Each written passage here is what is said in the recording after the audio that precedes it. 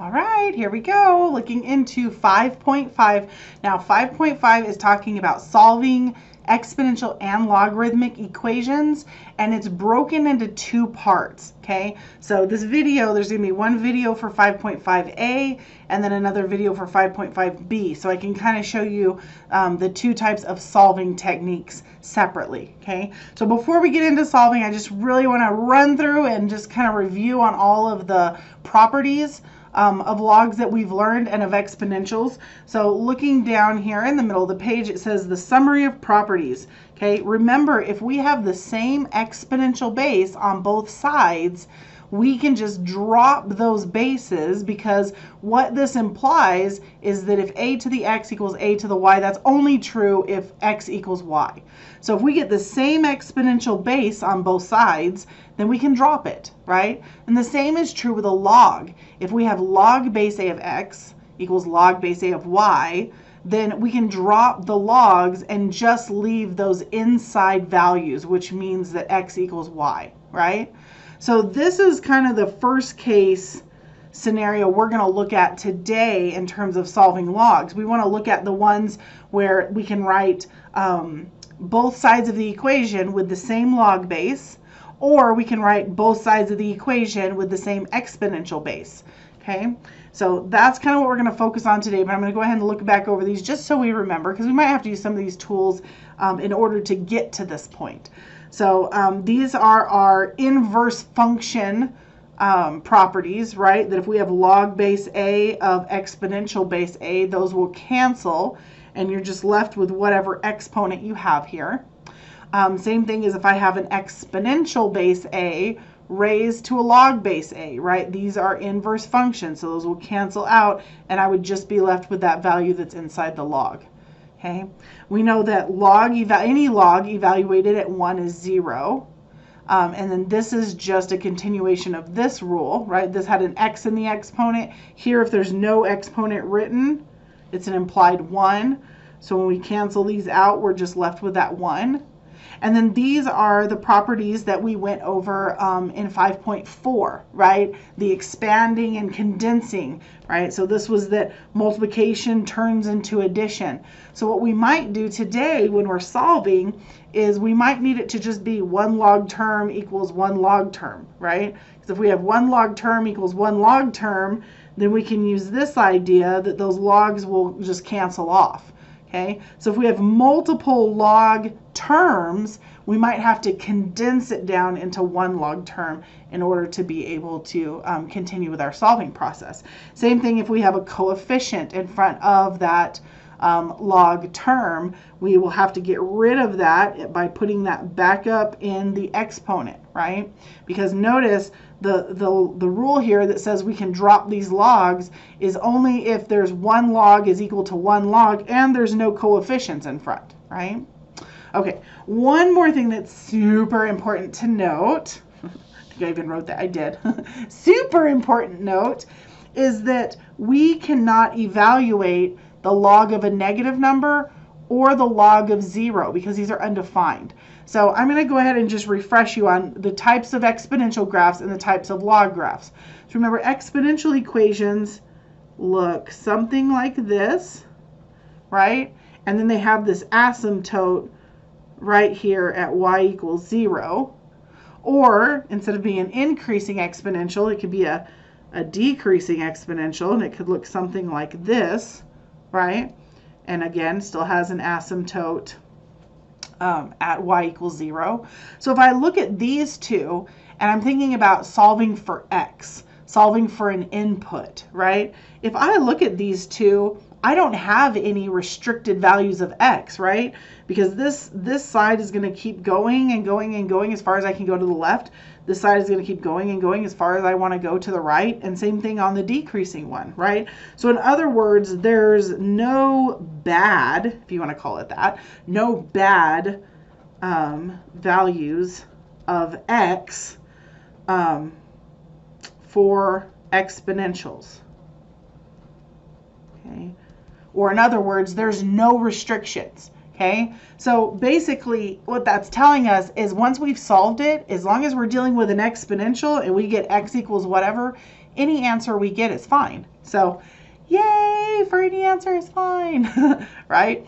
But that changes a little bit when we look at logarithmic graphs, because remember, logarithmic graphs either look like this, right, with an asymptote at x equals 0, or it looks like this, right, also with an asymptote at x equals 0. So what we notice about these two graphs is over here on this side, right, there's, oh, let's see if my pen works. There is no negatives, right? For log graphs, it starts just on the right side of 0, right? And it continues out. So if we look at x values, we can only have positive x values, right? On this, we can only have positive x values. We can't have 0 and we can't have negatives. So I'm just going to write over here, we have no negatives, no negatives. Ooh, that pen is just horrible. I'm sorry. So we have no negative values available. So that's what this is talking about. We can't have the log of a negative number because logs are not defined over here where the negative numbers are. And the same thing is true for log of 0 because that's where our asymptote is, right? And remember our asymptote here at x equals 0, asymptotes, we can't touch it or cross it. So our undefined areas for logs is that we can't have it equal 0 inside a log. We can't evaluate 0, and we can't evaluate negatives. So what this means is that I have to check our solutions, okay? Only when we're dealing with a log, okay? Now, let me clarify something really important that a lot of people have issues with. This does not mean that you can't get the answer x equals 0. Okay, I'm not saying I'm not saying you can't get a 0 as an answer. I'm not saying you can't get a negative number as an answer. What I'm saying is that whatever answer you get, when you plug it back into the inside of a log, if it causes this inside piece to be 0, or it causes this inside piece to be negative, we can't use that answer. Okay, so for example, let's say my answer is 0, okay?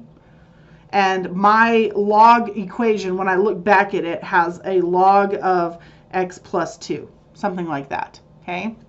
So if I were to check my answer and take this x equals 0 and plug it back inside this log, when I plug 0 back in there, 0 plus 2 is 2. Well, 2 is not negative and 2 is not 0, so it caused no issues. So here it would be okay to get x equals 0, right? But let's pretend for just a second, what if my answer was negative 2, right? If I take negative 2 and I plug it back in here, right? Negative 2 plus 2 is a 0. That makes this whole inside of the log value a 0. So this one would not be okay, right? Same thing if I had something like x equals negative 10, right? If I take negative 10 as my answer and plug it back inside the log, negative 10 plus 2 is negative 8, and we can't have a negative inside the log. So this one also wouldn't work. Okay, so when I say that it can't have a negative or a 0, that doesn't mean that you can't get an answer that's negative or 0. It just means we have to take those answers and plug them back in and make sure that they don't give us a negative or a 0 within our log terms of the problem. Okay, and I'll show you what I'm talking about. We'll do a bunch of those to make sure we check ourselves. Main story here, point of that rant was that anytime you have a logarithmic equation, I usually put a star next to it. And that star tells me I have to check my answers. Okay, if it's an exponential equation, I don't worry about it. But if it's a logarithmic equation, I put a star so I remember to check my answer. Okay, okay. So I mentioned this a little bit at the beginning of the video that there's two ways to solve. The first one, this is the one we're going to focus on for this section, and that is solving when all of the terms can be written with the same exponential base. So if we're talking about exponential equations, they can be written with the same exponential base, which then hopefully we can drop from both sides, right? Or they can be written with the same log base. So maybe we have ln of something equals ln of something, and then we can just drop the ln's, right? So that's our first case and what we're going to focus on for this video. So the second case we'll get to in 5.5b. So focusing just on terms that can be written with the same base, what our goal is here is that we want to write both sides of the equation with the same exponential or logarithmic base, meaning we want to end up with something that looks like this or something that looks like this. Because if I have the same exponential base on both sides, here I could just cancel those a's, right? Or here if I have the same log on both sides, I can just cancel those logs. But something important to note is I have one exponential base is equal to one exponential base here, right? I have one log term is equal to one log term. So we have to make sure it looks that way before we can just drop them. So let's look at some examples. This first one is an exponential. Exponentials, we don't have to check our answers because we like all answers with exponentials, right? So my goal up here, remember, is to try and write this with the same exponential base on both sides. So looking at my bases, I have a 2 and I have an 8. Okay, well 2 is not some multiple of any other number, so I can't do anything with that. That's just going to stay 2 to the x. But the other side, 8, is a power of 2, right? 8 can be written as 2 cubed, right? So I'm just rewriting this 8 because I can always take a large number and write it as a smaller number, but I can't take this side and cube it, right? Because that changes the value. So always rewrite the larger number. And then notice it still had this exponent over here, which was 2x minus 10, right? All right, so the rule that I'm hoping to use here, whoops, throwing papers everywhere. Throwing papers everywhere. Okay, so the rule that I'm hoping to use is this one. This says I can cancel my bases if they're the same. But notice this rule says I have an exponential base to a power and exponential base to a power, not an exponential base with a power raised to a power. So I have to simplify this exponent, okay? Simplify exponent. Okay. So on the left-hand side, I still have 2 to the x. Now, in order to simplify it, remember when you have a power raised to another power, our operation here is to multiply. And since there's 2 terms, I have to make sure I distribute that exponent value to both terms in my exponent here. So I end up with 2 to the 6x minus 30. Okay, and now that I have the same base, 2 to some power equals 2 to some power, now I can drop the 2's. Okay, so that leaves me with x is equal to 6x minus 30, and then I just solve for x. So I'm going to subtract 6x from both sides, which gives me negative 5x is equal to negative 30, and then I get my x by itself by dividing off that negative 5. So that tells me x is equal to a positive 6. And remember, we don't have to check our answers when it comes to exponential equations, okay? If you wanted to check your answers, the way that you would do it is you would just take this 6 and you would plug it back in for x on both sides and just make sure that you end up with a true statement, right? That the left side actually equals the right side. So if you'd like to check your answer, that's how you do it, but I'm not going to require you to. I only require you to check it when it comes to log problems. So speak of the devil, right? Look at this next one. This next one is a log problem. So that's the first thing I'm going to do is put stars by it because stars remind me to check my answer anytime I'm dealing with a log problem. Okay, so I look over here and what I see is that I have log base 2 of x is equal to log base 2 of x squared. So notice my rule says as long as I have the same log base on each side, I can go ahead and drop that and just be left with my inside values. So that means I can drop my log base 2 off both sides and I'm left with x is equal to x squared. Now, a lot of people just divide by x, and we're not going to do that because dividing off x's divides off answers, okay? And we want to make sure we have all of our answers so that we're not missing out on any of our solutions, okay? So I am not going to solve this by dividing by x because I don't want to lose answers. So whenever I see an x squared, that tells me I'm going to have to factor, or I'm going to have to use a quadratic formula, or I'm going to have to complete the square, whatever method you prefer.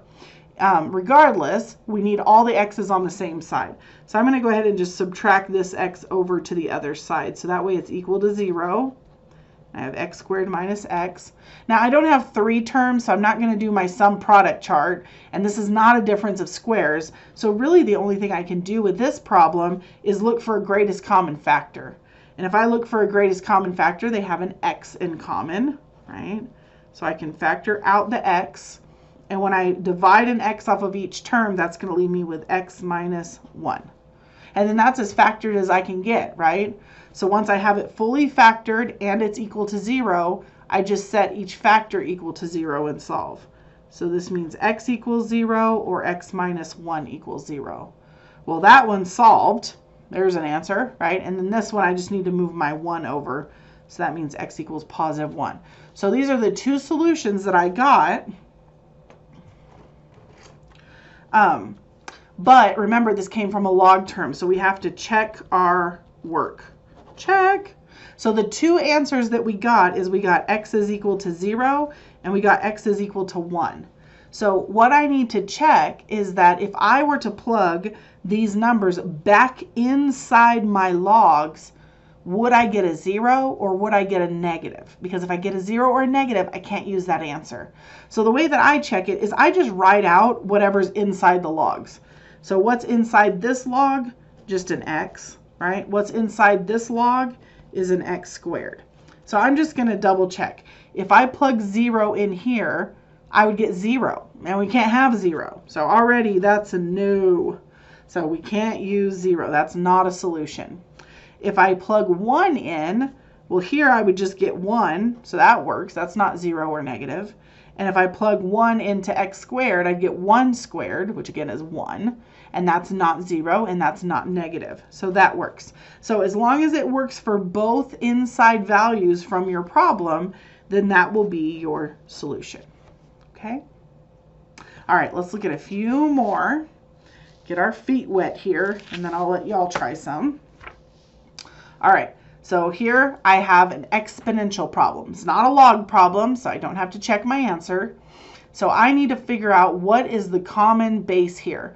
What is a smaller number that I can write to a power that means the same thing as 1,000 or as 10, or sorry, 100, and that would be 10, right? So 1,000 I can write as 10 to the 3rd power, and 100 I can write as 10 squared, right? So I'm just going to rewrite those so they have the same base, and then don't forget to write on the exponents if there was already exponents there. So this 1,000 was raised to the 3 minus 2x, right?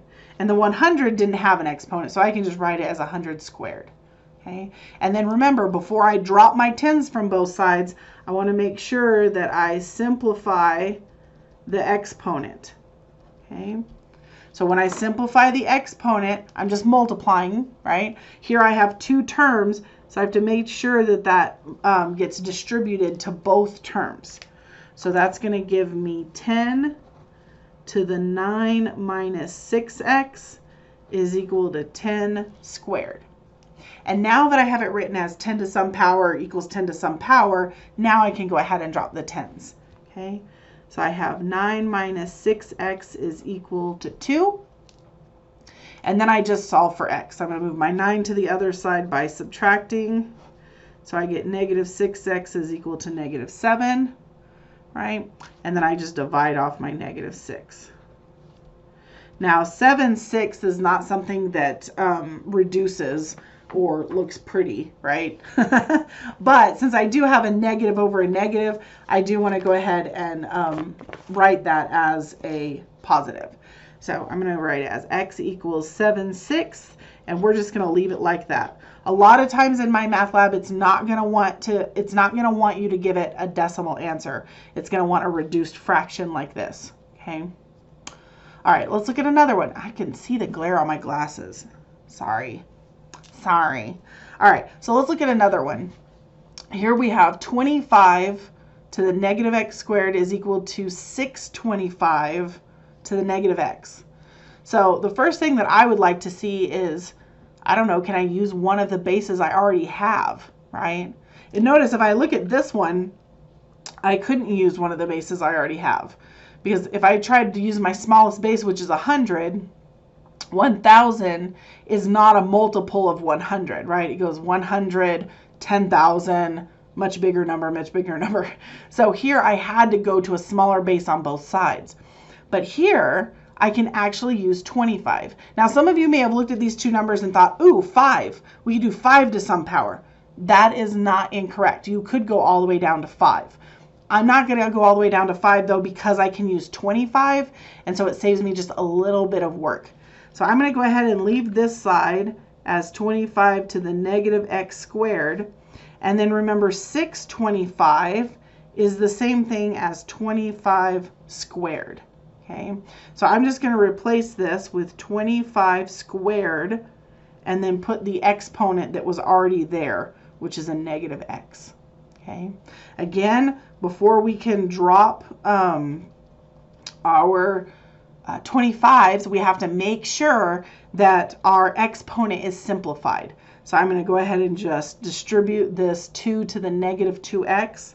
So I get 25 to the negative x squared is equal to 25 to the negative 2x. And now that I have 25 to some number equals 25 to some number, I can go ahead and just drop my 25s. So I have negative x squared is equal to negative 2x. And again, I don't want to divide off an x because that could cause me to lose an answer. So anytime you see an x squared, you should think about moving everything to one side so that you can factor or use the quadratic formula. So I'm going to go ahead and move my x squared over to this side because I like my squared term to be positive. So that leaves me with 0 is equal to x squared minus 2x. And now we can go ahead and try to factor this. I can't do the sum product chart, right, because I don't have 3 terms, but I can look for a greatest common factor. So my greatest common factor here is an x. And when I factor out the x, I'm left with x minus 2. And now that's as factored as I can get, right? So I set each factor equal to x to solve. So that means x equals 0 or x minus 2 equals 0. So x equals 0 is an answer. Remember, I don't have to check it because we're dealing with exponentials. Yay! Right? And then my second one, I move my 2 over by adding, which gives me a positive 2. So here it was possible to get 2 solutions for an exponential. And again, we don't have to check it. Okay? Let's look at a couple more using logarithms, and then I'll have y'all try some. So logarithms, we do have to check. Here's my reminder for you, right? So I'm going to go ahead and put a big star here because I know I have to check whenever I see a logarithm. And I want to make sure I have log of something is equal to log of something. Just one log term equals one log term before I can drop the logs. And if I look at this, what I actually do, that's what I have, right? Log base 7 of something equals log base 7 of something. So right away I can go ahead and just drop those log base 7s. And I'm left with 3x plus 15 equals 4. And then I'm just going to solve. So I subtract 15 from both sides. So I get 3x is equal to negative 11. And then I divide off my 3. So x equals negative 11 thirds. Now that is not a cute answer, all right? But it is the answer we got. Notice it's negative.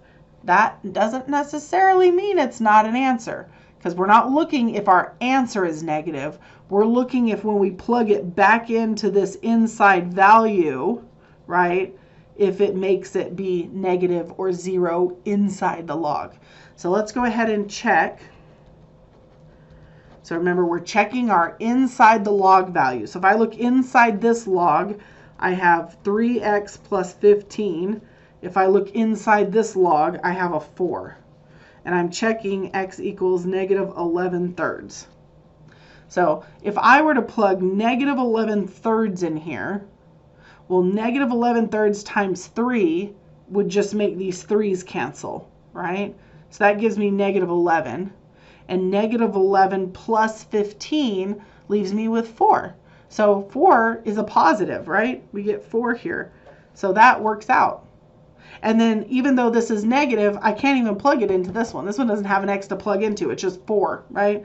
So 4 works. Yay. So because it worked in all of the inside numbers that I could plug it into, then that is my solution. Okay.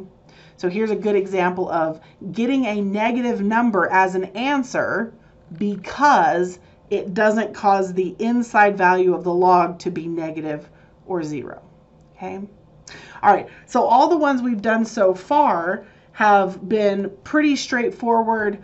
You know, exponential is equal to exponential. Log is equal to log. So I want to look at one where it's not just one term is equal to one term and we can easily like drop the logs. I'm going to look at some that require a little bit more work. So if I look at this one, I am encouraged. Let me tell you why I'm encouraged. I'm encouraged because every single term has a log base 7. And in my mind, I know that if every single term has a log base 7, at some point I'm going to be able to just drop them. But this is not that point. Okay, we can't drop them right here because we don't have a rule that says if we have all these logs added and subtracted, we can drop them. That's not a rule. The only rule we have is that if we have log base a of x is equal to log base a of y, that we can drop them and get x equals y. Meaning we have to have one log term is equal to one log term before we can get rid of those logs. Okay? So the first thing I'm going to do is put stars because I know I need to check my answer because this is a log problem. The second thing I want to do is make sure I have just one log problem on each side of the equal sign. Okay, so notice on the right hand side I just have one log term, so that's good. On this side though, I have 2 log terms, so I need to make that into one log term. So this is what we did yesterday or last class. 5.4 was condensing the log, right? So we need to condense this into one log problem, okay? And right now we have a subtraction. Remember, subtraction comes from originally having a quotient, right? Or a division. So whenever I condense these 2 log terms into one log base 7 log, I'm going to use the quotient rule, right? Or I know I'm going to put it in a fraction form. So the one that goes on top of my fraction is the positive term, right? So 3x plus 2 goes on top. And then the one that goes on the bottom of my fraction is the one that's being subtracted, right? And what's inside the subtracted log term is x. Okay. The other side stays the same. So I have log base 7 of something equals log base 7 of something. So I just have one log equals one log. So now I can solve this like we did the ones on the other page where we just drop the logs and solve. So if I drop my log base 7s, I have 3x plus 2 over x equals 4.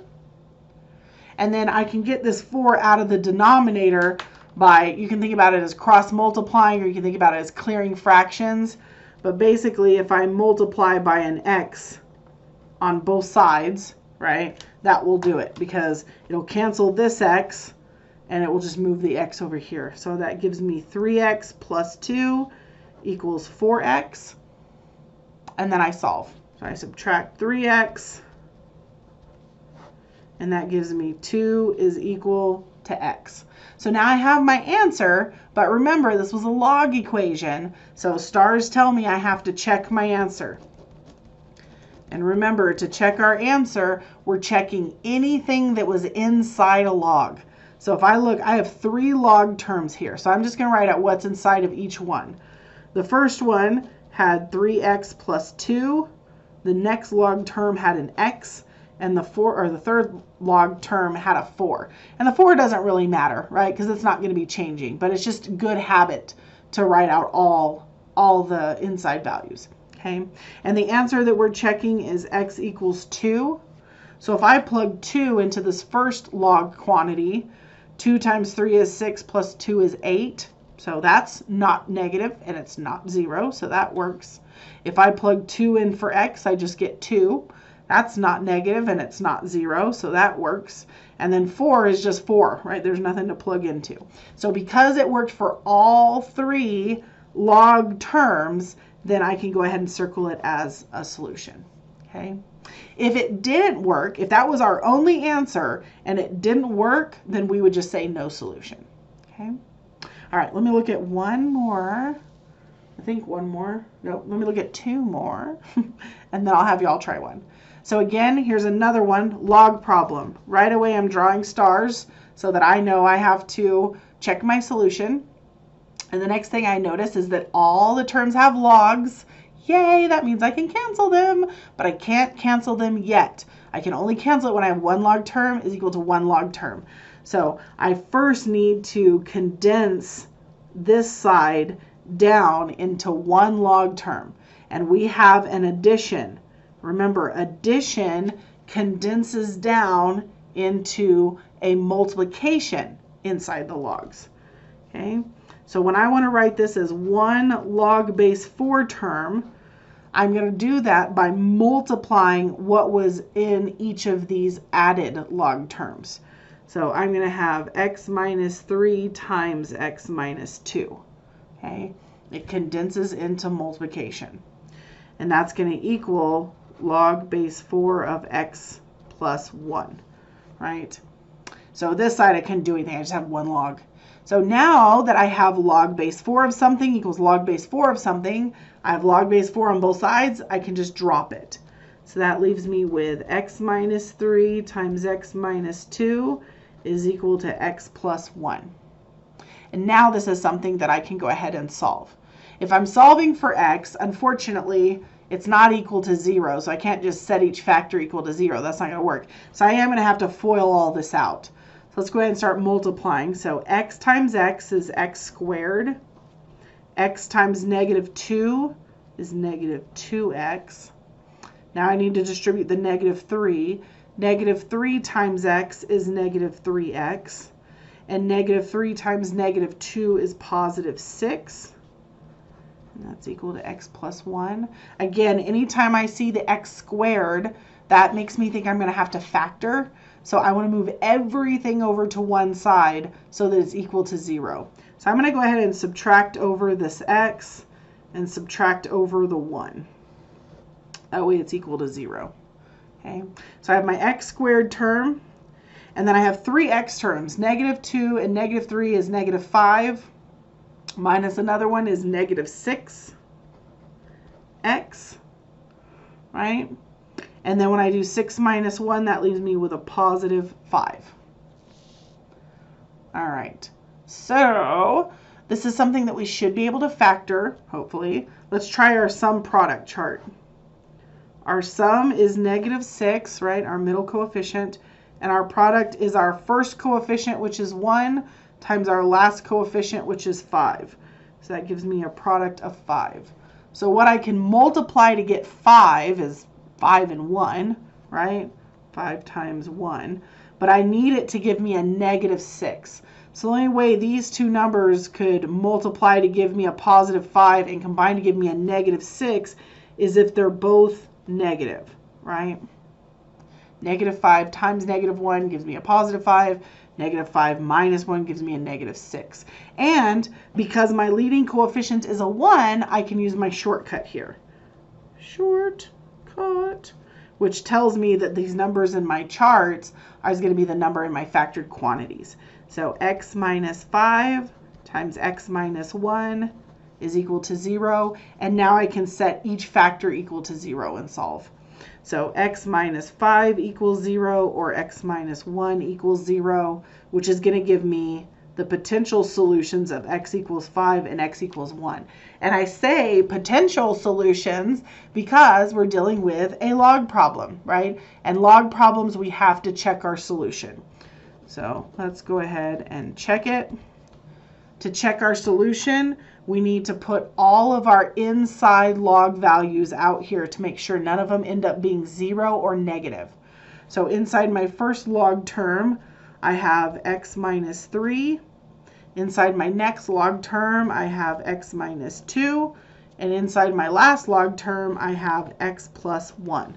So in order for these numbers to be a solution, it has to work for all of those.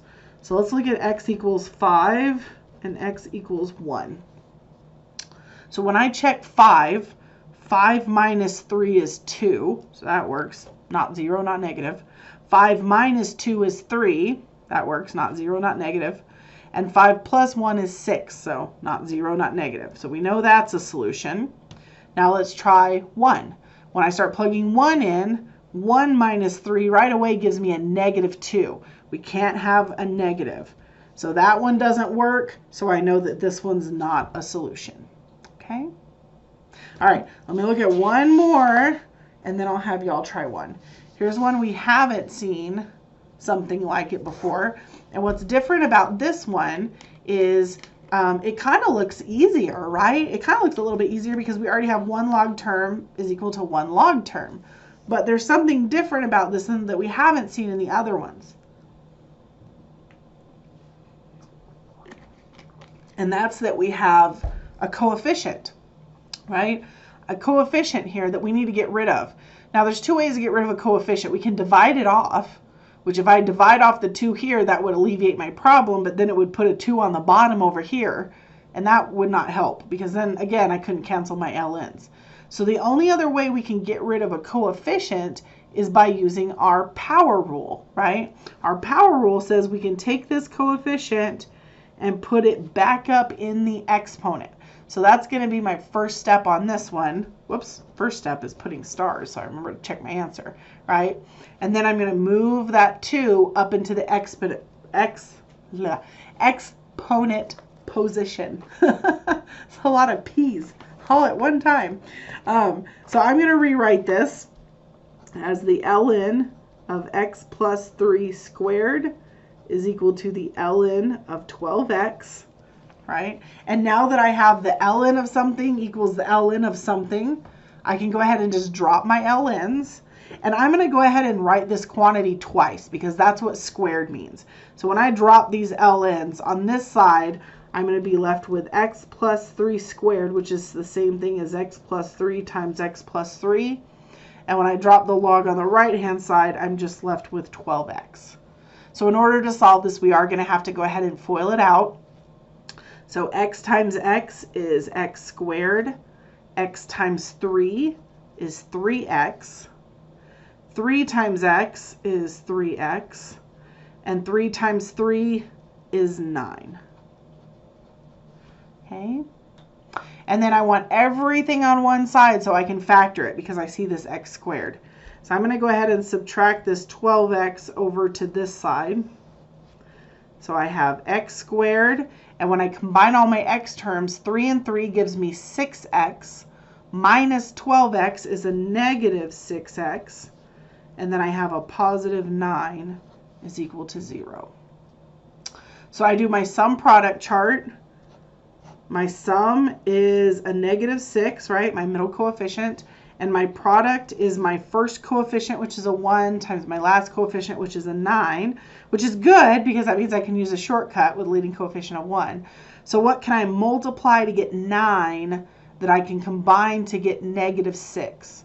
Well, I can use 3 times 3 to get 9, but if I want it to be a negative 6 when I combine it, they both have to be negative, right? So negative 3 minus 3. So I can use my shortcut, which says that the numbers in my chart will be the numbers in my factored quantities as long as my leading coefficient is a 1. So we get x minus 3 times x minus 3 equals 0. And I don't have to solve both of them because they're identical, right? So I'm just going to solve one. If I solve one, I get x equals 3, right?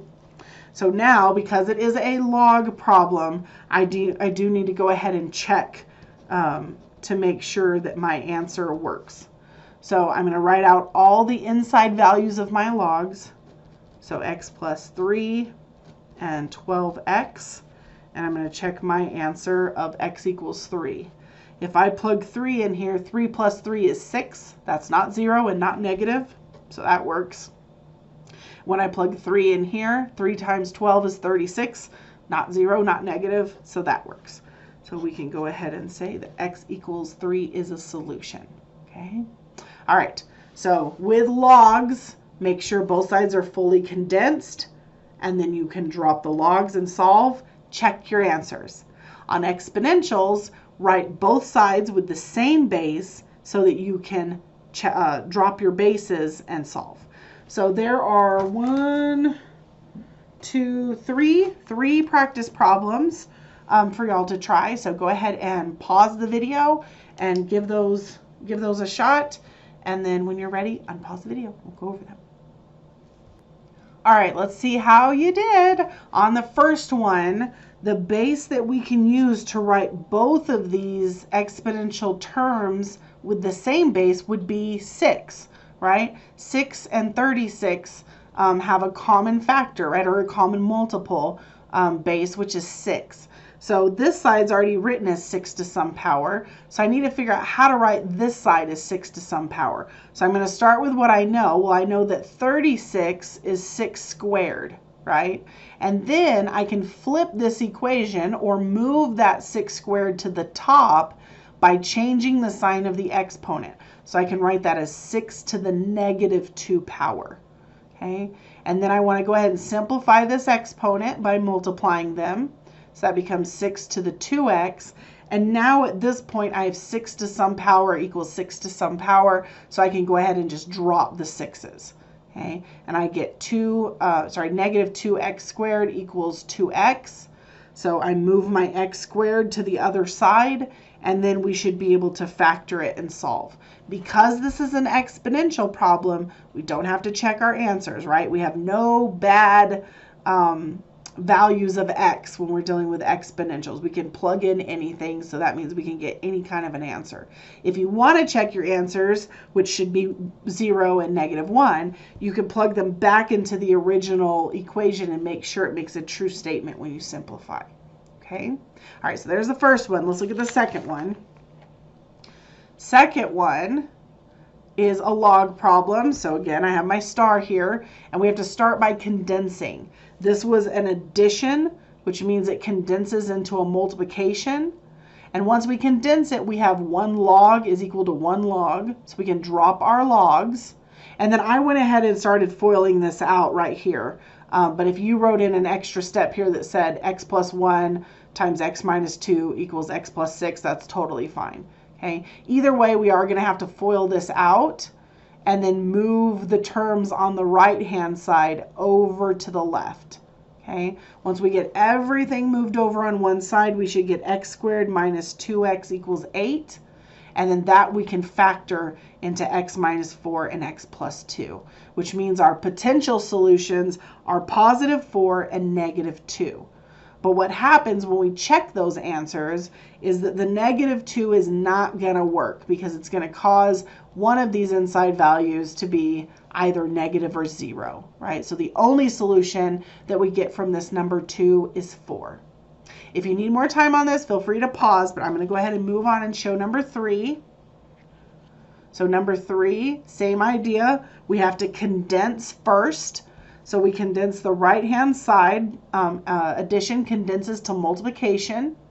And then now I can drop my logs because I have 1 log base 2 is equal to 1 log base 2, right? I multiply out the left-hand side, and the right-hand side I can move over. Once I move everything over to one side, what I'm left with is a difference of squares, right? So from here, you could factor this into x plus 4, x minus 4, or if you solved it like I have shown here, that's fine too. This one can be solved by difference of squares or by the square root method, either way, okay? If you do the square root method, don't forget your plus or minus. If you forget that plus or minus, you're going to be losing one of your answers, right? Which I guess doesn't hurt you on this one because when you check both positive 4 and negative 4, neither one of them work, right? And if neither one of them work for all 3 inside values, that means we have no solution, all right? Okay, so that is the end of the first part. The first part, case one of solving exponentials and logarithmic equations, is if you can write them with the same log term on both sides so you can drop it, or if you can write it with the same exponential base on both sides so that you can drop it. So you should now be able to complete your 5.5a homework assignment, okay? And 5.5b, we'll look at the next case. So let me know if you have any questions.